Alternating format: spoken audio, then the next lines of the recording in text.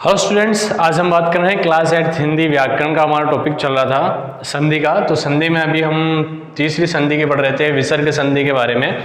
और विसर्ग संधि के हमने पिछले वीडियो में जो व्यंजन संधि का टॉपिक हमारा खत्म हुआ था, तो उसके साथ हमने विसर्ग संधि प्रारंभ कर ली थी।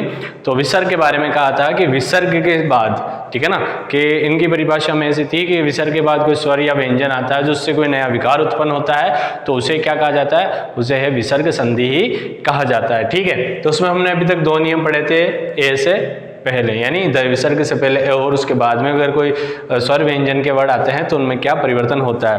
अभी हम नियम जो देख रहे हैं उसमें कह रहा है कि यदि विसर्ग से पहले, विसर्ग से पूर्व ए हो तथा बाद में किसी भी वर्ग का, ठीक है ना, किसी भी वर्ग का तीसरा, चौथा या यर लव व्यंजन आते हैं तो जो विसर्ग है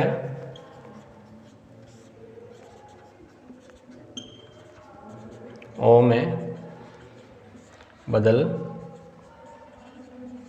जाता है। ठीक है, क्या कह रहा है नियम कि यदि विसर्ग से पहले ए आता है, ठीक है, और बाद में किसी भी वर्ग का, तो किसी भी वर्ग का ध्यान रखिए, वर्ग कहाँ बनते हैं? केवल व्यंजन में। व्यंजन में हमने जहां से देखे थे, कै से लेकर जो मैं तक के 5 राउंड चलते हैं, कै ट त, ठीक है, ये सारे नियम लेके जो 5-5 के वर्ग बनते हैं इनकी बात कर रहा है। और इसके साथ पांचों वर्गों के साथ क्या बात कर रहा है? यर लव। ठीक है, अगर ये व्यंजन आते हैं तो विसर्ग किस में बदल जाएगा? विसर्ग बदल जाएगा ओ में। ठीक है ना, जैसे तप है +1, तो ये क्या हो जाता है?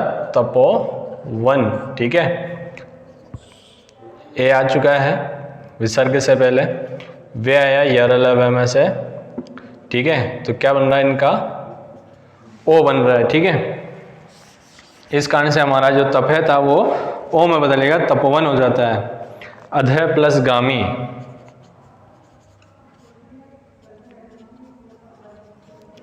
ठीक है, अधय प्लस गामी क्या बन जाएगा? अधोगामी। इसी के साथ देखे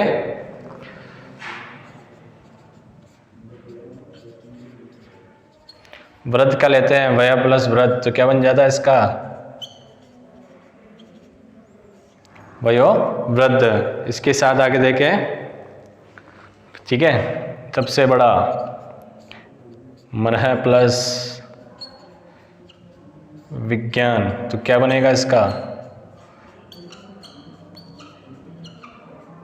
मनोविज्ञान। ठीक है, मनोविज्ञान के लिए भी देख सकते हैं कि मनोविज्ञान किस तरीके से बनाया जाता है, किस तरह से लिखा जाता है। तो इसका आता है मन है प्लस विज्ञान, तो उसको क्या लिखा जाता है? मनोविज्ञान।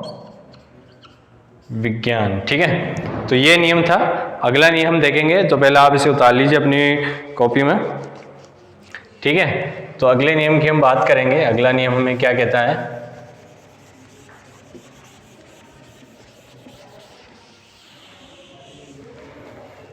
अगला नियम कह रहा है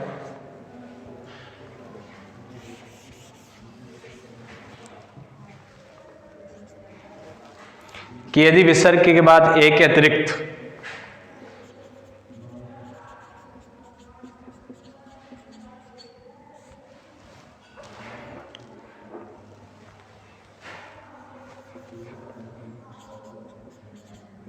ठीक है, यदि विसर्ग के बाद ए के अतिरिक्त कोई अन्य स्वर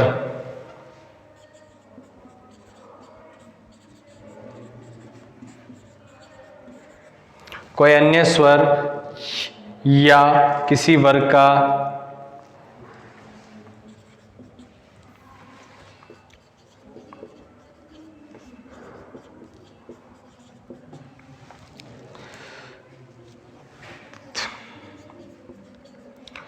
तीसरा, चौथा पांचवा वर्ण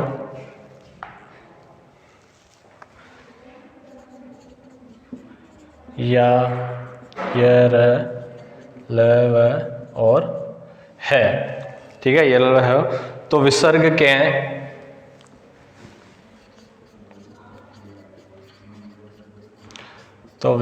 के स्थान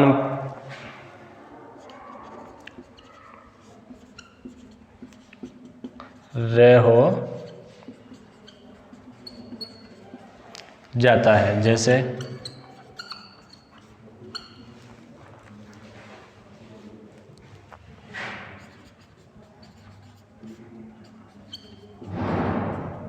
ठीक है, क्या कह रहा था नियम कि विसर्ग के बाद ए के अतिरिक्त, विसर्ग के बाद ए नहीं आना चाहिए। ए के अतिरिक्त कोई भी अन्य स्वर हो सकता है, आ भी हो सकता है, बड़ी छोटी जो भी हो सकता है स्वर कोई सा भी ए के अलावा, या किसी भी वर्ग का, जो हमने व्यंजन में जो 5 वर्ग देखे हैं उन वर्गों के तीसरे, चौथे, पांचवें वर्ण या य, ल, व और है आते हैं तो विसर्ग के स्थान में क्या हो जाता है, वो रे में बदल जाता है। जैसे आयुर प्लस वेद, तो इसका क्या बन जाता है, आयुर्वेद।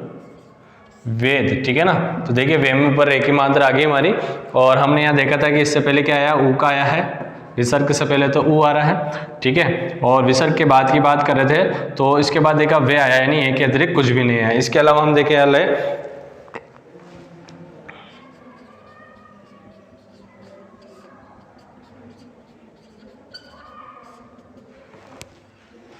ठीक है। तो इसका क्या बन रहा है, ज्योतिर्मय। ठीक है, इसके अलावा देखें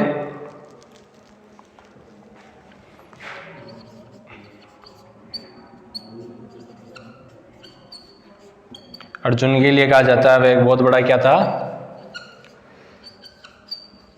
धनुर्धर था। क्या था वह, एक सबसे बड़ा धनुर्धारी था। ठीक है, इसके अलावा एक और उदाहरण देख लेते हैं हम।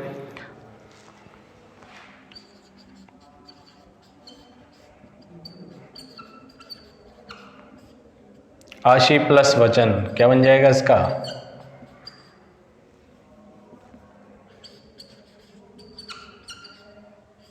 आशीर्वचन बन जाएगा। ठीक है, तो आगे देखें हम इसके साथ देखेंगे अगले नियम के बारे में, तो एक बार इसको देख लीजिए।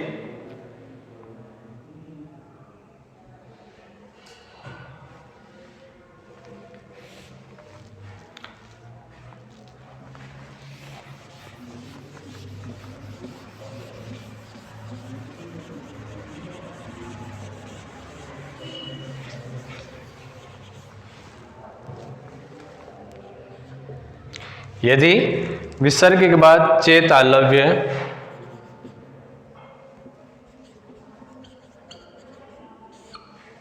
ठीक है,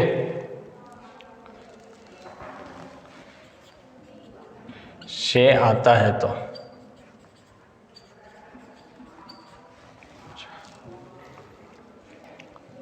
तो विसर्ग शे हो जाता है। विसर्ग काय में बदल जाएगा, विसर्ग बदल जाएगा शे में।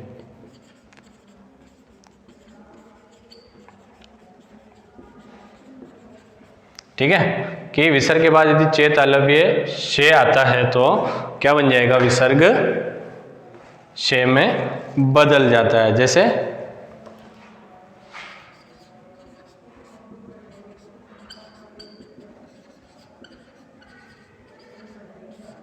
पुनश्च। ठीक है ना। इसके अलावा अलग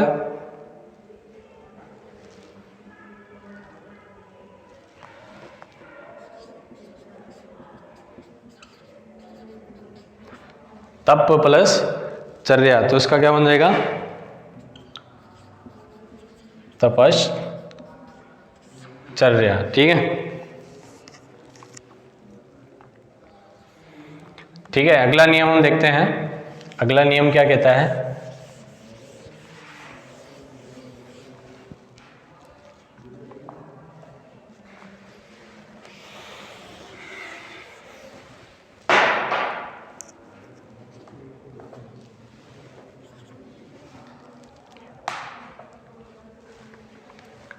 यदि विसर्ग के बाद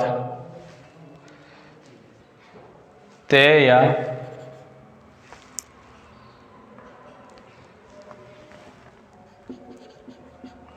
से आता है तो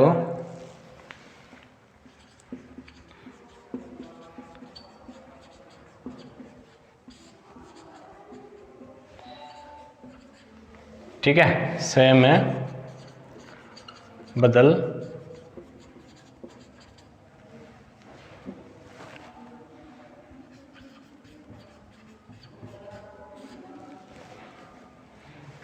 विसर्ग से क्या में बदल जाता है, वो से में बदल जाता है। ठीक है, तो आगे देखें, इसके उदाहरण में हम देखते हैं।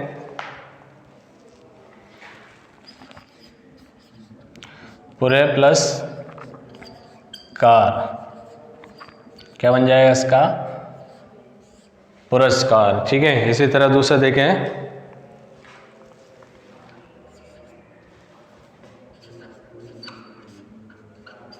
नमः प्लस ते, क्या बन जाएगा इसका, नमस्ते। ठीक है, नमस्ते शब्द हमारे किसने दिया था, याद होगा, थोड़ा हिस्ट्री देखिए इसकी। स्वामी विवेकानंद जी ने जो हमारे एक अभिवादन के लिए एक शब्द जोड़ा था कि एक दूसरे लोग जब आपस में परिचित होंगे तो क्या बोलेंगे, वह नमस्ते बोलेंगे। ठीक है, तो नमः प्लस ते, नमस्ते। आगे देखें, मनः प्लस ताप, क्या बनेगा इसका, मनस ताप। इसके अलावा दूसरा देखें,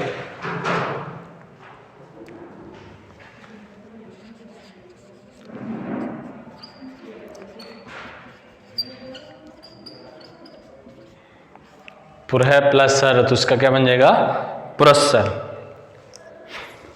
तो बच्चों ये थे हमारे संधि के कुछ नियम, और हमने तीनों संधियों के उदाहरण, उसके भेदों के बारे में हमने पढ़ लिया था, और उनमें जो नियम आते हैं, विशेष नियम जो हमने भी देखे हैं, तो ये नियम रहे थे।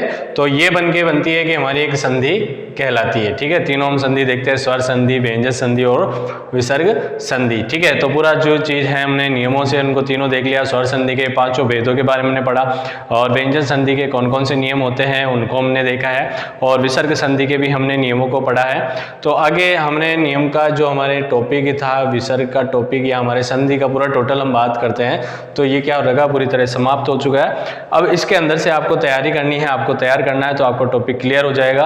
और कोई क्वेश्चन रहेंगे तो क्वेरी करते रहेंगे आगे। अब तो आगे वीडियो के लिए धन्यवाद।